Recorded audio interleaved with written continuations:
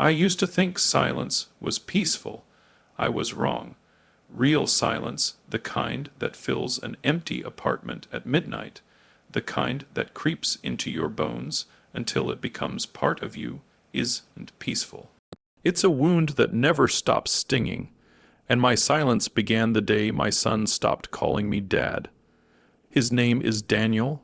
The memory of his voice is still sharp, even after 2 decades. I can still hear the way he used to shout Daddy when I walked through the front door after a long shift. He would run tiny feet thumping the wooden floor, arms spread wide, and leap into my arms with the absolute certainty that I would catch him. And I always did. For years, I believed nothing could shatter that bond, not time, not struggle, not even divorce. But I underestimated how fragile a child's heart can be when adults feed it poison. Daniel was only 14 when everything snapped. I remember the day with uncomfortable clarity, the way the air felt heavy, like the world was holding its breath. My ex-wife, Laura, had decided that morning that she was done being civil. Her words, not mine. She wanted more money, more control, more of everything. And when I told her I simply didn't have anything more to give, she packed her bitterness into a sentence that would destroy everything left between my son and me. She leaned down, whispered in his ear, and whatever she said stole the light from his eyes. He pulled away from me, physically recoiled, as if I had suddenly become a stranger. "What did she tell you?" I asked, voice cracking. He wouldn't look at me. I touched his shoulder gently, but he stepped back. "Daniel," I whispered, "talk to me, please." "Nothing." Laura smirked, a small, victorious curve of her lips that still haunts me. She opened the car door, ushered Daniel inside, and slammed it shut before I could say another word. And just like that, the door closed on my entire world. The years that followed were a slow unraveling of hope. At first, I tried everything. Calls, texts. Letters written carefully, some long, some heartbreakingly short, all ending with the same pleading message. Asterisk, asterisk. I love you. Please talk to me. Asterisk, asterisk. Every one of them went unanswered. On his 16th birthday, I drove to Laura's house with a small gift, a watch I knew he'd liked months before the divorce. Laura opened the door just enough to block my view inside. "He doesn't want to see you," she said. "I just want to give him this," I replied, lifting the box like an offering. She snatched it from my hand and shut the door without another word. Later that night, I saw the box in the trash when I passed their street. Not even opened. That was the night I realized Laura wasn't just keeping us apart. She was erasing me. On Daniel's 18th birthday, I left a letter in his college's mailroom. I never knew if he got it. He never said a word. Eventually he changed numbers, then moved away. My son didn't just leave me, he cut me out of his life like a cancer. The worst part wasn't his silence. It was the growing belief that maybe he truly believed whatever lies Laura had planted in him. Maybe he thought I had abandoned him. Maybe he thought I didn't care. The truth, that I had worked 3 jobs during the marriage, that Laura spent faster than I could earn, that I had nearly broken myself to keep a roof over our heads, was buried beneath her bitterness. I went from a man with a family to a man with framed memories and unopened Christmas cards stacked in a shoebox. Most nights, I worked late shifts so I wouldn't have to sit alone with my thoughts. Construction during the day. Appliance repair in the evenings. Anything to stay busy. Anything to quiet the ache. But nothing stopped the ache. Not for 20 years. Time passed, as it always does, even when you're not ready for it. My back stiffened. My beard thinned. The world changed in ways I barely noticed. And still no word from Daniel. I had stopped expecting anything. Stopped waiting, stopped hoping, until the universe, indifferent and unpredictable, decided to play a cruel, ironic trick on me. His name was Henry, a quiet neighbor who lived down the hall in my apartment building. He was older, gentle, and lonely in the same familiar way. Sometimes I helped him carry groceries. Sometimes I fixed his toaster or tightened the screws on his walker. just to make sure he didn't fall. I never did it for money. I did it because kindness was free, and loneliness recognizes loneliness. When Henry died, I attended the funeral. Only 3 other people showed up. 2 weeks later, a lawyer knocked on my door. Henry had left me everything. I expected a few old belongings, a war, an out TV, maybe some savings.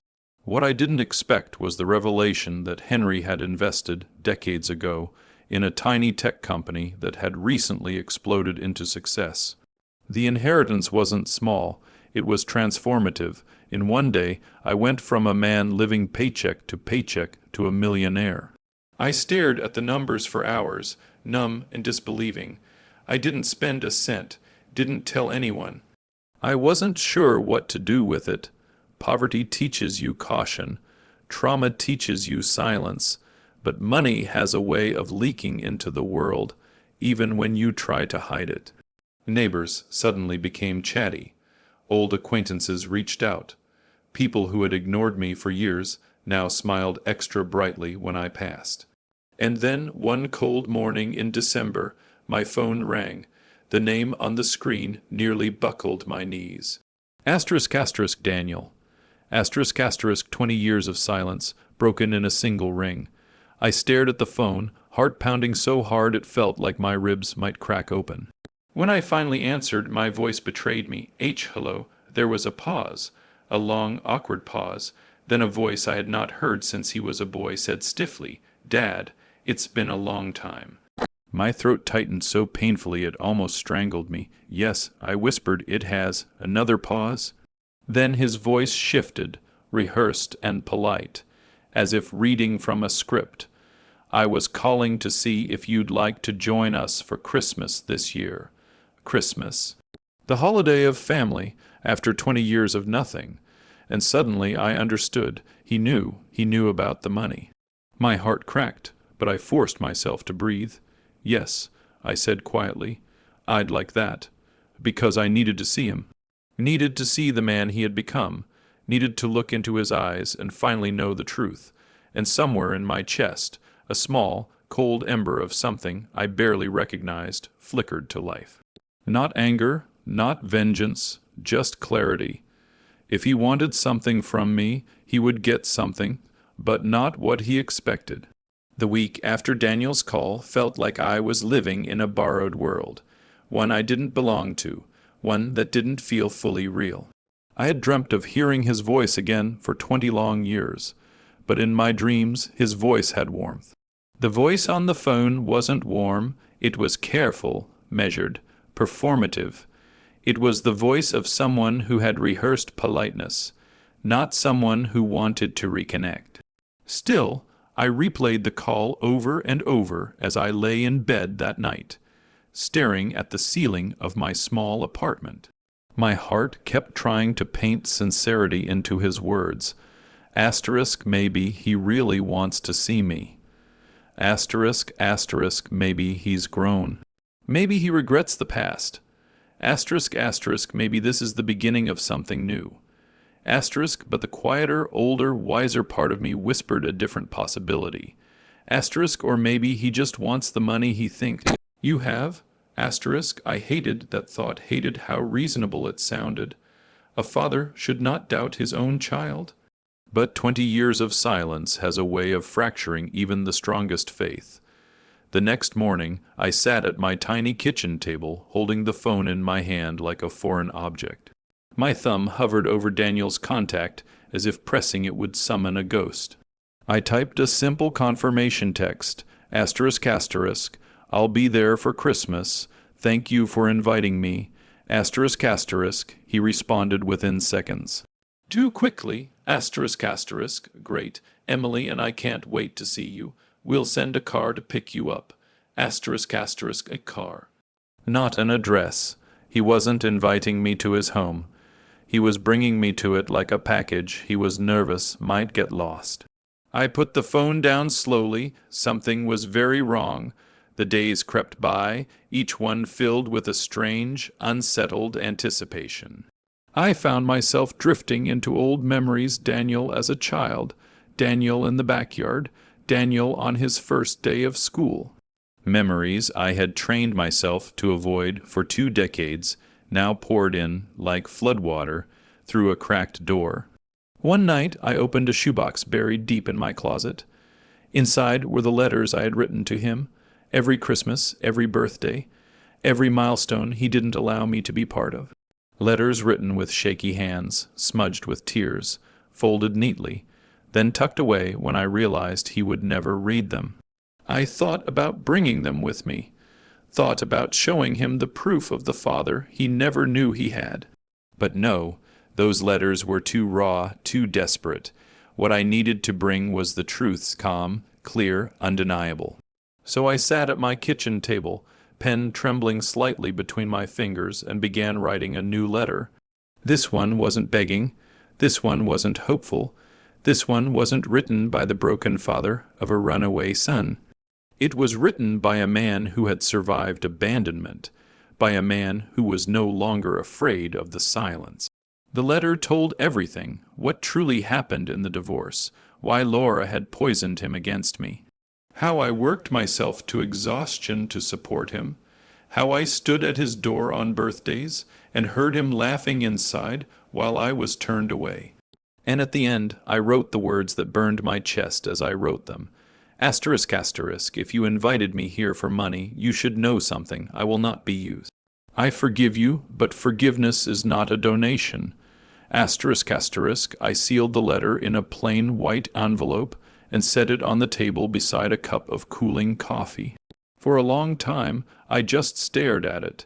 This thin envelope held everything he had refused to hear for 20 years.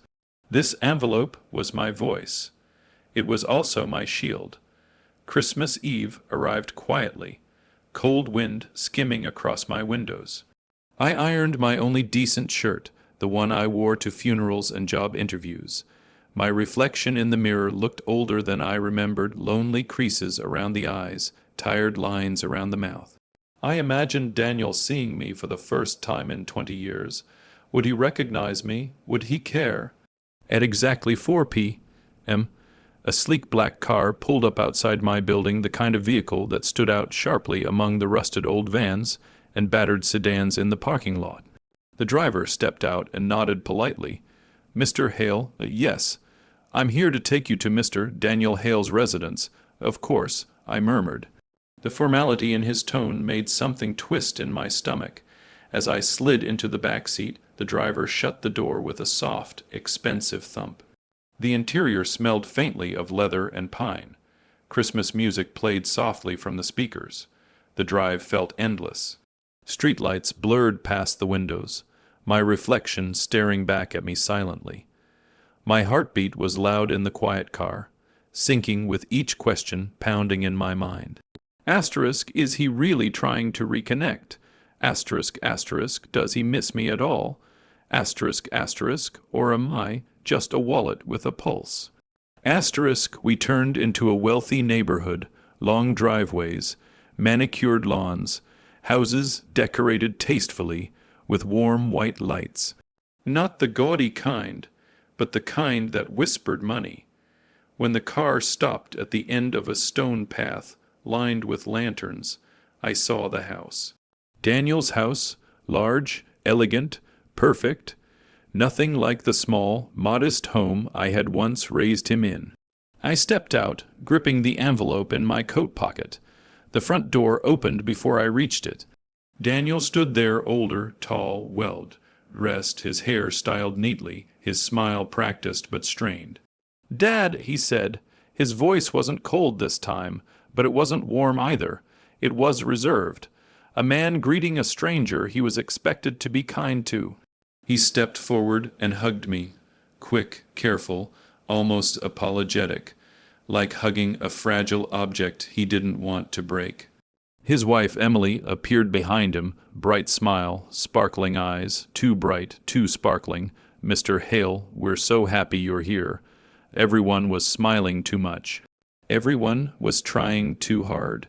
And as I stepped into the warm, beautifully decorated home, with garlands lining the staircase, candles flickering on the mantel, the smell of cinnamon in the air, I realized something with a quiet, painful clarity. This invitation wasn't about asterisk me asterisk.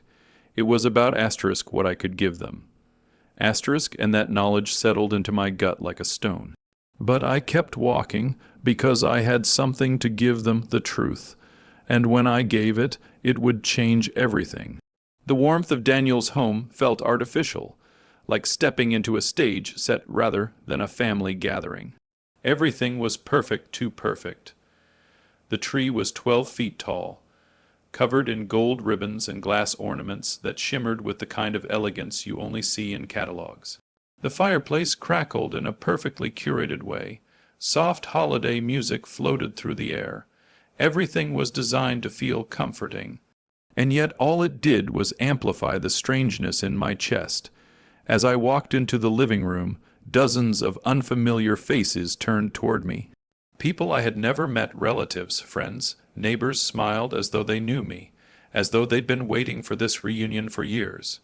"Oh, this must be him," a woman whispered loudly, "Daniel's father." Another murmured behind her wine glass, "The one who just came back into the picture.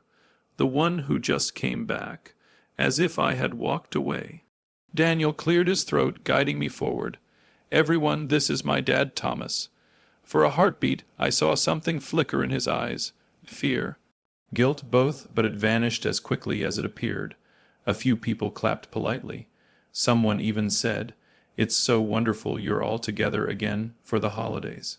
I forced a smile, though my stomach tightened at their collective performance. We moved toward the dining room. The table was long, elegant, set with fine china and polished silverware. Each plate held a neatly folded cloth napkin tied with a gold ribbon. The centerpiece, a garland woven with candles, cranberries, and white roses, glowed warmly in the dim light. Emily pulled out a chair for me. "Sit here, Mr. Hale, right next to Daniel." Her voice was gentle, but her eyes flickered, nervous, eager, expectant. I couldn't shake the feeling that every gesture tonight was choreographed. Dinner began with small talk. Meaningless questions, forced nostalgia, safe topics. "You must be proud of Daniel," someone said. "He's doing so well," another added. "Such a successful man." I nodded with the polite stiffness of a man expected to play along. Daniel looked uncomfortable but persisted. "Dad, tell them about your new situation." A pause, a loaded pause. My fork froze halfway to my mouth. "My situation," I repeated quietly. Daniel's smile twitched. "You know, how things have really turned around for you lately." A few people leaned in with subtle interest. Ah, there it was again, the scent of money in the air. I set my fork down, carefully, deliberately. "Things have changed, yes," I said calmly. Emily's eyes brightened. Daniel straightened in his seat. And then, as though unable to hold back any longer, Daniel leaned forward. "I was thinking, Dad, maybe we could start over. You know, maybe we could be closer." My heart clenched. I had imagined my son saying those words for years, dreamed of it, begged for it in silence, but not like this. Not when the words were dripping with rehearsed sweetness. I met his eyes. "Why now, Daniel?" The table went quiet. Utensils stopped clinking. A hush fell over the room like a curtain dropping on a tense scene.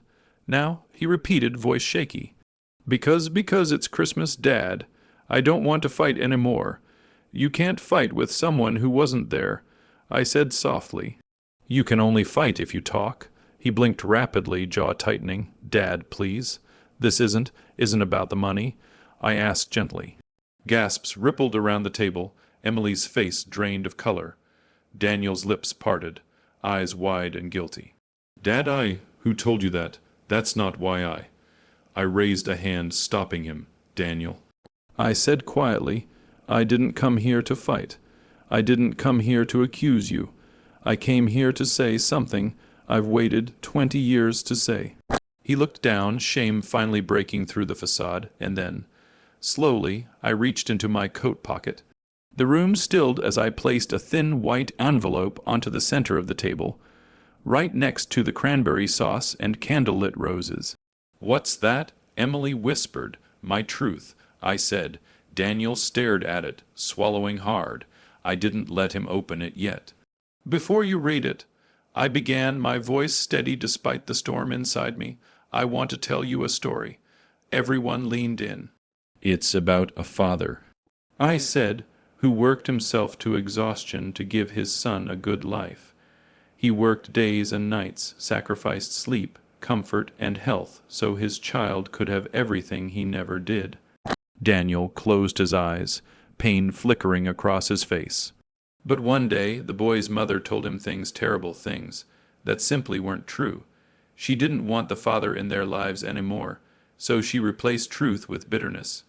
A whisper passed through the group. I continued, heart pounding. The father tried to reach out. He called, he wrote, he showed up at birthdays and holidays, but every door stayed shut for 20 years. My voice cracked.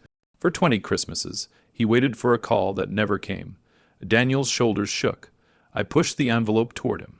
And then one day, that call finally came, not because the son missed his father, but because he heard the father had money. Daniel shook his head violently, tears forming in his eyes. "Dad, no. Please listen. You listen," I said softly. "Read it."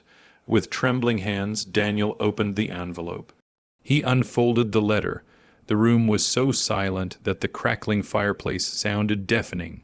As his eyes scanned the page, his expression crumbled, guilt, sorrow, regret, and devastation flooding his face like cracks breaking through stone. Emily covered her mouth with both hands, horrified. Aunt Linda gasped audibly. Daniel's voice broke as he whispered, "Dad, I didn't know. I swear. I didn't know she lied to me." Tears streamed down his cheeks. "I thought you didn't care. I thought you left us." I shook my head slowly. "No, son, I never left you. I never stopped loving you, but you stopped wanting me." The words hit like a hammer. He lifted his tear-filled eyes. "I'm so sorry, Dad, I'm so sorry." I exhaled slowly, the heaviness in my chest lifting for the first time in decades, but not enough to erase the truth. "I forgive you," I said, "but forgiveness doesn't rewrite the past." The room remained frozen, every face pale with shock. Then I spoke the final words that would change everything. "And Daniel, the fortune you think I have, it's real, but you will never inherit it. I didn't come here to be claimed for my wealth. I came here to be seen for the father I always was." Daniel's face collapsed into his hands as sobs broke free. Emily cried softly beside him. The entire room sat silent, shocked, stunned, reverent, as the truth settled into the air like falling snow.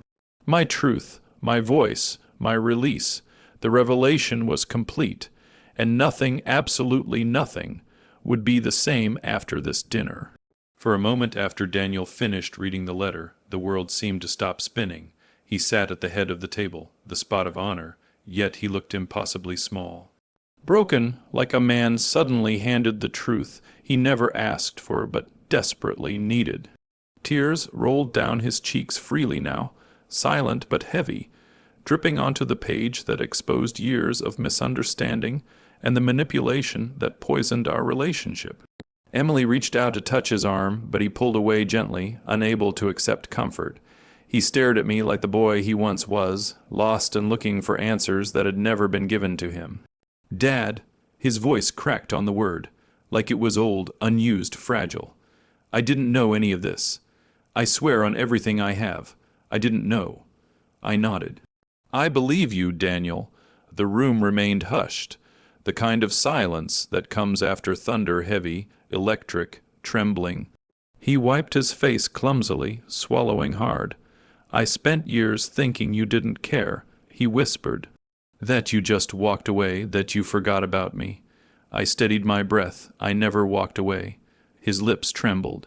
"I know that now, but knowing now," I said gently, "doesn't erase 20 years. He looked down, shoulders shaking. Emily tried again to comfort him, but even she looked overwhelmed. The rest of the family shifted uncomfortably, some looking guilty, some curious, all stunned. No one had expected this Christmas dinner to turn into a lifetime of truth laid bare. I stood slowly, the legs of my chair scraping softly against the hardwood floor. "Daniel," I said, "look at me." He lifted his red, wet eyes. I came here tonight because after 20 years I needed to see your face, to know if the boy I raised was still somewhere inside the man sitting in front of me. He sobbed once, a sharp sound he tried to hide. I thought you'd hate me, he whispered. I never hated you, I replied. I only missed you. Those words broke him. He lowered his head, tears dripping onto his plate, his shoulders shaking with years of buried emotion suddenly resurfacing. Everyone watched, silent witnesses to a wound finally exposed, finally bleeding clean. After a long moment, he lifted his face and said the words I had dreamt of hearing for half my life. I want to fix this, Dad. I want to make things right. I don't care about the money. I don't care about anything except getting you back. His voice cracked again, but this time from truth, not performance. I walked around the table, slowly, feeling every pair of eyes follow me. When I reached him, I placed my hand on his shoulder. He flinched not from fear, but from the shock of touch after so long. Daniel, I said softly, I want us to fix things too. He clasped my hand with both of his, gripping as if afraid I'd disappear if he let go. But, I continued, we fix this as father and son, not as a man with money and a man who wants it. He shook his head quickly. I don't want the money, Dad, I swear. I held up my hand. I know, or at least. I believe you want to mean that. He swallowed hard but accepted my words. And because I believe you want a real relationship now, I said, I need to be honest with you.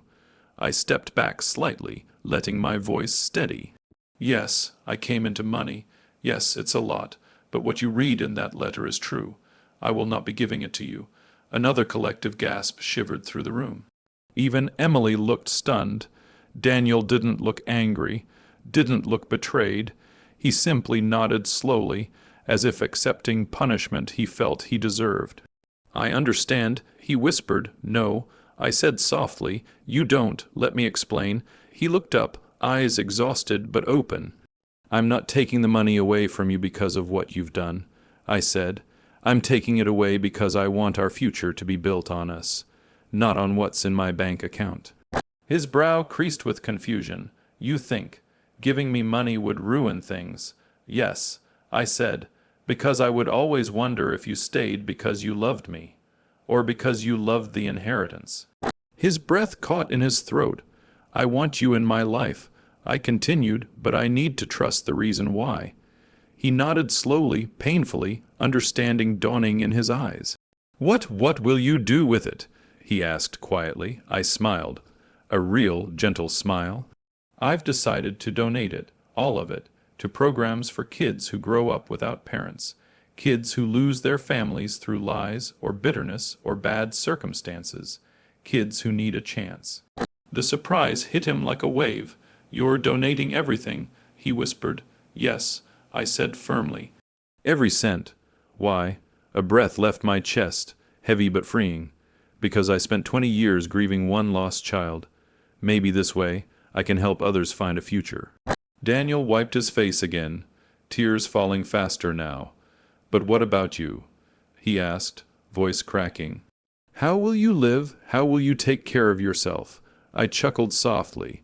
I lived 20 years without money, Daniel. I think I'll be fine.